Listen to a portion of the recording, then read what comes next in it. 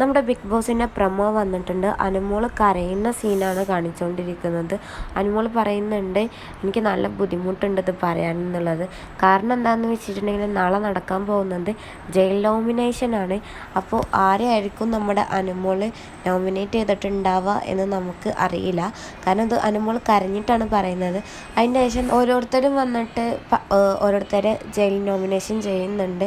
അതിൽ അനുമോൾക്ക് ശേഷം പിന്നെ നമ്മുടെ പ്രൊമോയിൽ കാണിക്കുന്നത് നമ്മുടെ ആദിൽ തന്നെയാണ്. ആദിൽ പറയുന്നത് ഒരു വൃത്തിയില്ലാത്ത മനുഷ്യനാണ്, ഒരു നന്ദിയില്ലാത്ത മനുഷ്യനാണെന്ന് പറയുന്നുണ്ട്. അത് സ്വാഭാവികമായിട്ടും നമ്മുടെ അനീഷിനായിരിക്കും പറഞ്ഞിട്ടുണ്ടാവുക. അനീഷിൻ്റെ ഭാഗത്തേക്ക് നോക്കിയിട്ടാണ് നമ്മുടെ ആദില പറയുന്നുണ്ടായിരുന്നത്. അത് കഴിഞ്ഞിട്ട് പിന്നെ നമ്മുടെ നെവിനായിരുന്നു ഉണ്ടായിരുന്നത്. നെവിന് പറയുന്നത് ഇനി ആ ഒരു വ്യക്തിനെ ഞാൻ ഒരു ഗെയിമറായിട്ട് മാത്രം കാണുള്ളൂ എന്നാണ് പറയുന്നത്. ചിലപ്പോൾ അത് നമ്മുടെ അനുമോളാവാൻ ചാൻസ് ഉണ്ട്. കാരണം അനുമോളും നെവിനും തമ്മിൽ കുറച്ച് പ്രശ്നങ്ങൾ നടന്നിട്ടുണ്ടായിരുന്നു ഈ ഒരു വീക്കിൽ. അപ്പോൾ നെവിന് ചിലപ്പോൾ നമ്മുടെ അനുമോളായിരിക്കും നോമിനേറ്റ് ചെയ്യുന്നുണ്ടായിരിക്കുക. നെവിനും അനുമോളുള്ള പ്രശ്നം നമ്മുടെ നെവിന് ഈ ജയിൽ നോമിനേഷനിൽ എടുത്തുകണമെന്ന് തോന്നുന്നുണ്ട്.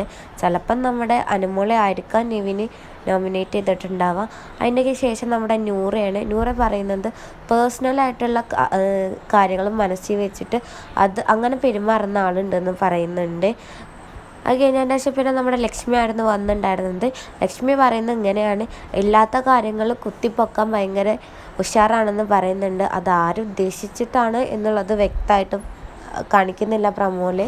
അതിൻ്റെ ശേഷം ഓരോരുത്തർ വന്നിട്ട് നമ്മുടെ ജയിൽ നോമിനേഷന് വേണ്ടിയിട്ടുള്ള ആൾക്കാരെ പേര് പറയുന്നുണ്ട്.